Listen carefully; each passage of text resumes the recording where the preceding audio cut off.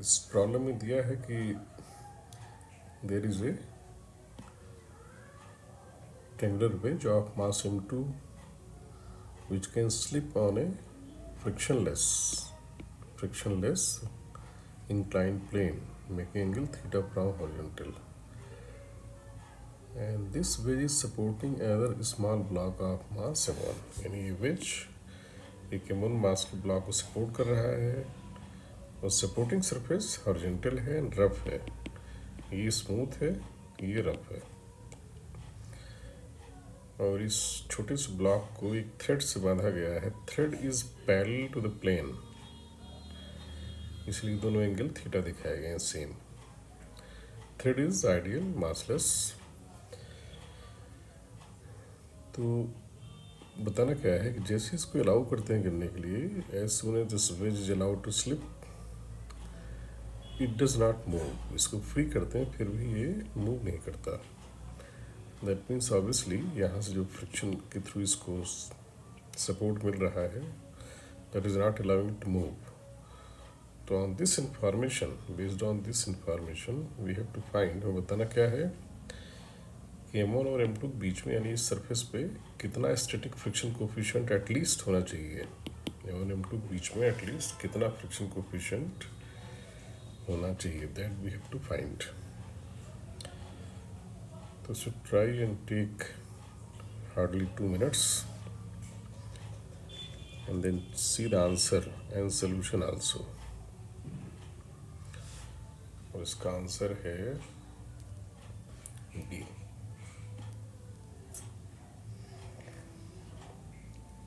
Let us now see the brief solution.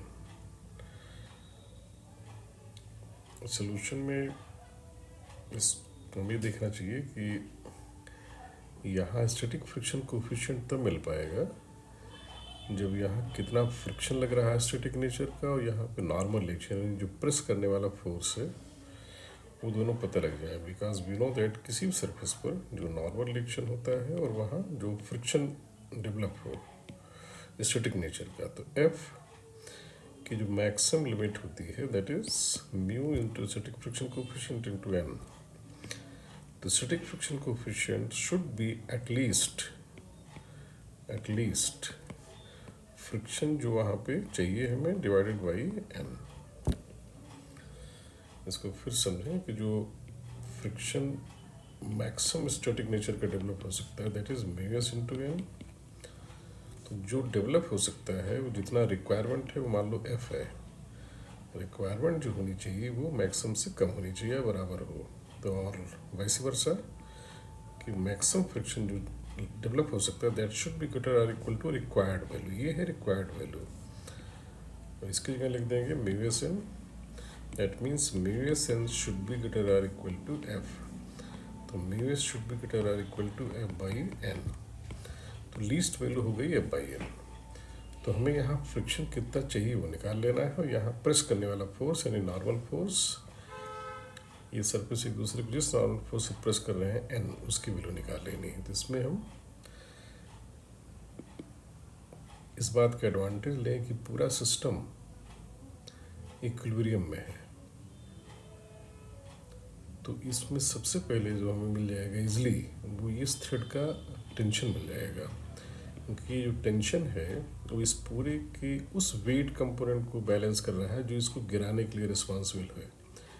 और ये बड़ा कॉमन रिजल्ट है, किसी इंक्लाइन प्लेन पर कोई ऑब्जेक्ट है तो उसको गिराने वाला फोर्स यानी उसको जो स्लिप कराने वाला फोर्स है वो उसका weight component that is mg into sine theta.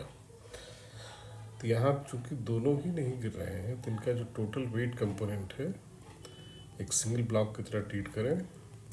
इस वेट का कंपोनेंट इधर आएगा m1 plus m2 into g into sine theta, that should be the tension. तो इसको मैंने यहाँ दिखा रखा फ्री बॉडी डायग्राम, इन दोनों का एक साथ देखते हैं। तो यहाँ से फ्री बॉडी डायग्राम में टी इधर हो गया और प्लेन जो होगा वो एक नॉर्मल डायरेक्शन लगाएगा, उसे यहाँ दिखा दिया, बाकी दोनों का कंबाइंड वेट दिखा दिया। फ्रिक्शन अभी पिक्चर नहीं आ रहा क्योंकि मैं इनको एक साथ ट्रीट कर रहा हूँ। तो इस इक्वेशन से जो सब एक्सप्लेन किया टेंशन आ गया थ्रेड का। अब इस टेंशन का यूज़ करके हम लोग यहाँ फ्रिक्शन निकाल लेंगे, नॉर्मल डायरेक्शन निकालेंगे। कैसे? उसके लिए हमें M1 का फ्री बॉडी डायग्राम दिखाना होगा। M1 के फ्री बॉडी डायग्राम को देखते समय वी विल सी कि M1 पर क्या क्या फोर्स है। M1 पर फोर्स है टेंशन और M1 का अपना वेट M1G, फिर M2 का नॉर्मल रिएक्शन एक आएगा C&S, और यहाँ जो फ्रिक्शन है F। तो T हमें पता लग चुका है, वेट पता ही है, एंगल पता है, तो वी हैव टू अननोन्स। तो vertical force balance and horizontal force balance से हमें दोनों अननोन निकल आएंगे। तो ये वर्टिकल फोर्स बैलेंस की इक्वेशन है ये, और ये है हॉरिजॉन्टल फोर्स बैलेंस की इक्वेशन। टी जो यहाँ से निकाला हुआ है दोनों जगह प्लेस कर दें तो एफ निकल आएगा और एन निकल आएगा, एन डैश। और म्यूएस की जो वैल्यू जैसा अभी एक्सप्लेन किया, कहीं भी static friction coefficient should be at least जो वहाँ फ्रिक्शन डेवलप हो रहा है divided by normal reaction between the surfaces, यानी एक दूसरे को जिस फोर्स से दबा रहे हैं वही एन कहलाता है। तो एफ की वैल्यू यहाँ से टी को डाल दिया तो you will get this one, और एन डैश यहाँ सिंप्लीफाई करके टी की वैल्यू प्लेस करके कुछ ऐसा आ जाएगा। फिर इसको सॉल्व करना है उस सिचुएशन में, हमें दे दिया लास्ट में कि दोनों मासेस इक्वल हैं, उस केस में हमें आंसर निकालना था। तो M1 M2 को अगर इक्वेट कर दें तो आंसर आ जाएगा mu S minimum how much tan to theta.